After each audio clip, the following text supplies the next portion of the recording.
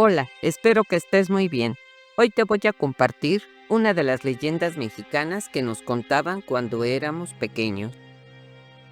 La leyenda del envenenamiento de Benito Juárez.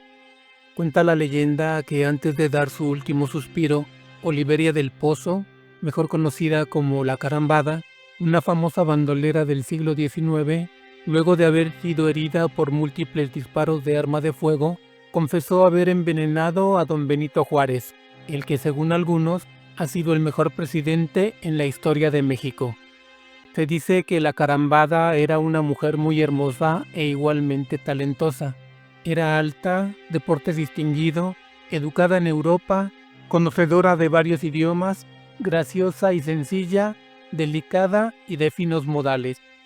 Oliveria del Pozo fue dama de compañía de la emperatriz Carlota, razón por la cual pudo tener contacto con Maximiliano, quien aparentemente no perdía oportunidad de destinarle múltiples insinuaciones amorosas. Pero Oliveria nunca correspondió a dichas insinuaciones, ya que estaba profundamente enamorada de un joven oficial del ejército imperial, de quien se sabe que se llamaba José Joaquín, aunque algunos afirman que se apellidaba Ortiz y otros Rodríguez. En los últimos tiempos del imperio, cuando las tropas francesas comenzaron a evacuar México pues se les requería para luchar en el frente austrohúngaro, la vida del archiduque y las de sus más cercanos colaboradores corrían serio peligro. El presidente Juárez tenía en mente aniquilar a los invasores extranjeros y hacer lo mismo con los mexicanos que habían traicionado al país, es decir, con los conservadores que habían traído un príncipe europeo y a quienes habían apoyado y sostenido al régimen imperial. Cuando finalmente Napoleón III retiró a sus tropas del territorio mexicano, el emperador se negó a huir, por lo que luego de un breve tiempo, el 15 de mayo de 1867, en la ciudad de Querétaro fue aprehendido junto con el expresidente conservador Miguel Miramón, a quien sus partidarios llamaban el joven Macabeo, debido a su juventud y a su valentía en el campo de batalla, y con el general conservador Tomás Mejía. Maximiliano permaneció encerrado en el convento de las Capuchinas a la espera de que se le enjuiciara y sentenciara. Durante ese tiempo, escribió varias cartas dirigidas a su madre, a varios políticos y a otras personalidades. En particular, destaca la que escribió el 18 de junio de 1867, un día antes de ser fusilado, al presidente Juárez, a quien le solicitó que perdonara la vida a don Miguel Miramón y a don Tomás Mejía, y que como había manifestado al ser hecho prisionero, le pedía que él fuera la única víctima. Pese a la intervención y a las súplicas del Papa Pío IX, de Giuseppe Garibaldi y de Víctor Hugo, entre otras personalidades, Juárez se negó a concederles el indulto. Así, el 19 de junio de 1867, a las 7:05 de la mañana, Maximiliano, Miramón y Mejía fueron pasados por las armas por un pelotón de 8 soldados en el Cerro de las Campanas. Juárez había cumplido su promesa. Pero la represalia en contra de los proimperialistas no quedaría ahí. Juárez quería un escarmiento para los colaboradores mexicanos del malogrado archiduque. Por eso, quienes hubieran prestado algún servicio al invasor, quienes lo hubieran ayudado o quienes hubieran cooperado de alguna manera en el propósito de consolidar el imperio, en otras palabras, quienes hubieran traicionado a la patria, debían ser castigados. Se dice que los juicios sumarios, los fusilamientos, los encarcelamientos, las deportaciones y la confiscación de bienes de muchos de quienes colaboraron con el Segundo Imperio se multiplicaron por toda la República. José Joaquín, el novio de Oliveria del Pozo, no escapó a esta suerte. El joven oficial del ejército imperialista también fue tomado preso en Querétaro por defender la causa de los invasores. No era difícil imaginar cuál sería su destino ante la inflexibilidad del gobierno juarista. Por eso, Oliveria no tuvo otra alternativa que solicitar el indulto para su amado José Joaquín. Al parecer, logró entrevistarse con el gobernador del estado, pero lo más seguro es que haya sido solo con un jefe militar de alto rango y con un tipo de nombre Benito Cenea que, según la leyenda, en aquellos tiempos fungía como una especie de jefe de policía. El caso es que ninguno de los dos personajes, según argumentaron, tenía la facultad de indultar a nadie. Sin embargo, se atrevieron a indicarle a la apesadumbrada mujer que solo el presidente de la República, don Benito Juárez, podría perdonar a su novio. Se supone que luego de esa sugerencia, ambos personajes prometieron a Oliveria que no ejecutarían al reo en tanto la joven mujer pudiera entrevistarse con Juárez y ver si éste accedía a su petición. Con la esperanza de que cumplirían su promesa, Oliveria se dirigió a la capital de la República, aunque algunos dicen que fue a San Luis Potosí para intentar obtener el anhelado indulto. Para ello, sería capaz de hacer prácticamente cualquier cosa que estuviera al alcance de su mano, pero en Querétaro las cosas no pintaban nada bien. En aquel sitio, ni el supuesto gobernador ni Cenea tenían la intención de honrar su palabra. Se dice que ante la certeza de que la joven mujer no lograría su cometido, es decir, que no regresaría con el perdón presidencial, decidieron deshacerse del joven militar aplicándole la famosísima y siempre eficaz ley fuga. Por supuesto, el procedimiento sería el acostumbrado, cual si se tratara de un pequeño descuido, le dejarían abierta la puerta de su celda. Claro que él, al advertir que dicha puerta no tenía candado, intentaría escapar, así sin más, y poner pies en polvorosa. Pero lo que él no sabría es que en el patio de la prisión lo estarían esperando varios soldados con sus fusiles bien preparados para abrir fuego en cuanto lo vieran. Y así fue. José Joaquín murió tras recibir una lluvia de proyectiles. Mientras esto sucedía, Oliveria pudo entrevistarse con Juárez, pero no consiguió su objetivo. No logró que el presidente indultara a su joven enamorado. Por eso, triste y desconsolada, no tuvo más remedio que regresar a Querétaro y allí hacer un intento desesperado por salvar la vida de José Joaquín. En la capital queretana, se enteró que aquel supuesto gobernador o alto jefe militar había fallecido, que Cenea no había cumplido su palabra y que su amado había sido ajusticiado. De la tristeza y el abatimiento por la muerte de José Joaquín, Oliveria pasó a un estado de rabia y de sed de venganza. Juró que acabaría con quienes no habían tenido piedad de su amado, pero sobre todo de aquel inconmovible y despiadado oaxaqueño, el presidente Benito Juárez. Pero para consumar su venganza debía experimentar un cambio radical. Ya no podría ser como aquella que alguna vez fue dama de compañía de la emperatriz Carlota. A partir de ese momento comenzó a aprender una nueva forma de vida en la que las pistolas, las balas, los rifles, las cananas y los machetes serían parte de su vida cotidiana. Aprendería a montar a caballo y a dormir a la intemperie. Y luego de dominar el manejo de las armas, conformaría una banda de ladrones que se dedicarían a asaltar diligencias y oficinas de gobierno, así como ranchos y propiedades de hacendados. De paso, cuando fuera necesario, también podría justiciar a algún riquillo explotador.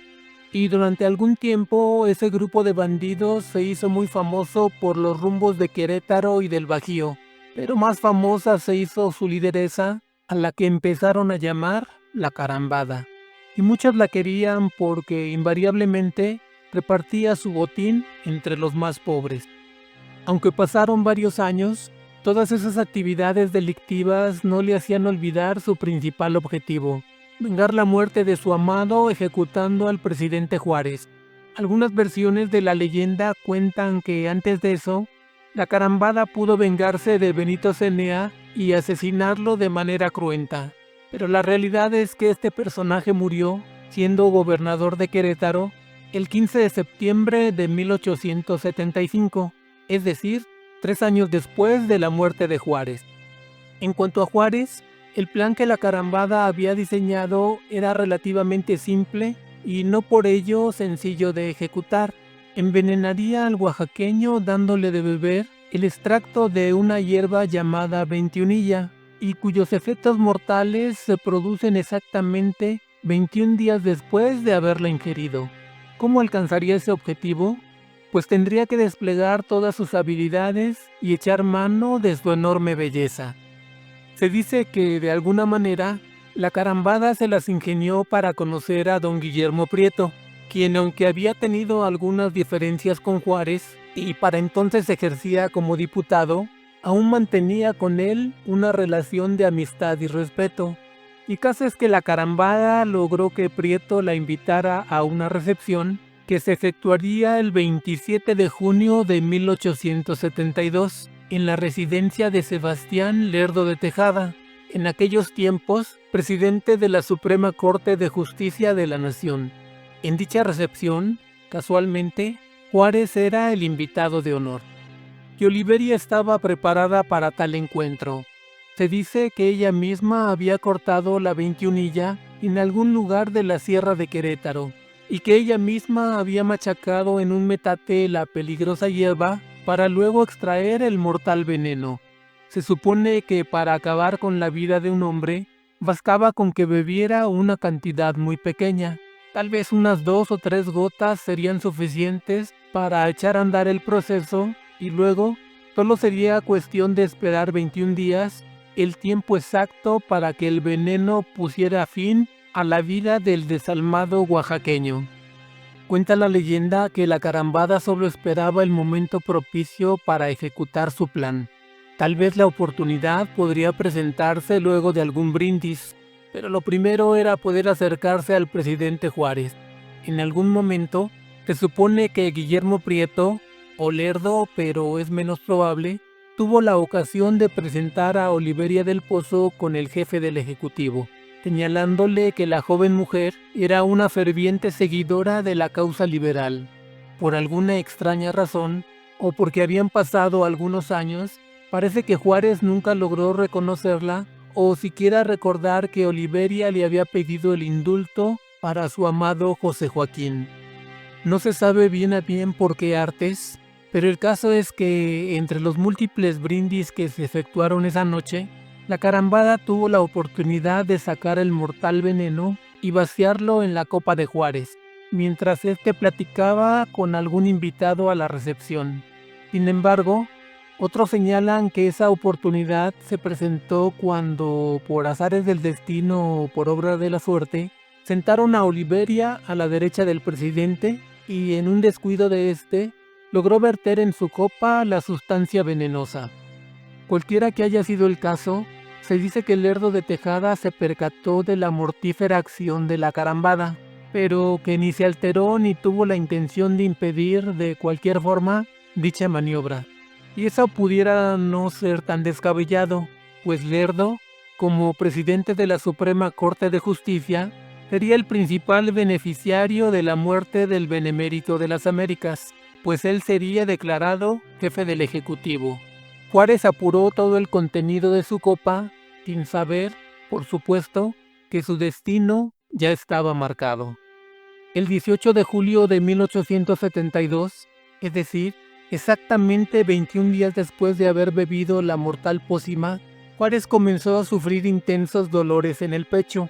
Al parecer, la veintiunilla era capaz de provocar los síntomas de una afección cardíaca que entonces era conocida como angina de pecho y, por lo tanto, engañar hasta al más ilustre de los médicos de la época.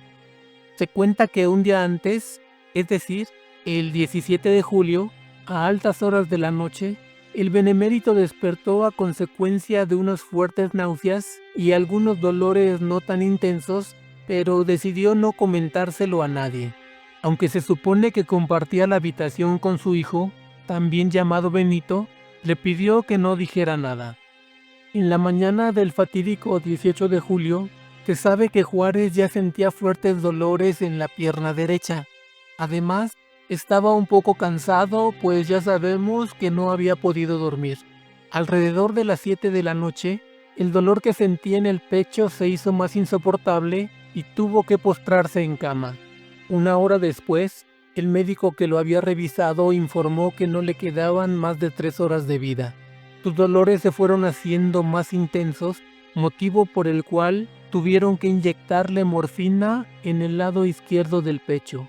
Se sabe también que en un acto de desesperación le aplicaron a Juárez, al menos en 2 ocasiones, un brutal remedio. Le vertieron agua hirviendo directamente en la región del corazón, lo cual le llenó el pecho de gigantescas ampollas, con el propósito de que éste siguiera latiendo por algunas horas. Pero todos los esfuerzos fueron en vano. El mejor presidente de la historia de México falleció a las 11:30 de la noche del 18 de julio de 1872, 21 días después de que la carambada le suministrara el letal veneno. Tiempo después, Oliveria del Pozo, a quien también han llamado Emilia Leonarda, fue herida en una emboscada.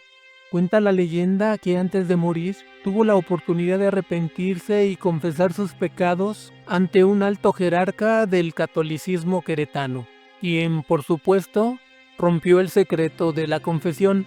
Agonizante, confesó que para vengar la ejecución de su amado José Joaquín, había envenenado al jefe del ejecutivo de la manera que te he relatado.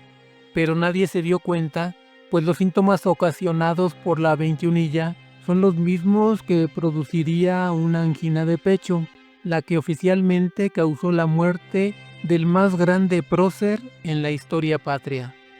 ¿Verdad? ¿Fantasía? ¿Quién puede saberlo a ciencia cierta? En este querido México ha pasado y puede pasar cualquier cosa, por más increíble que parezca. Espero la hayas disfrutado. Si te gustó este video, por favor compártelo. Si le das me gusta y te suscribes a mi canal, me ayudas a crear más contenido. Muchas gracias.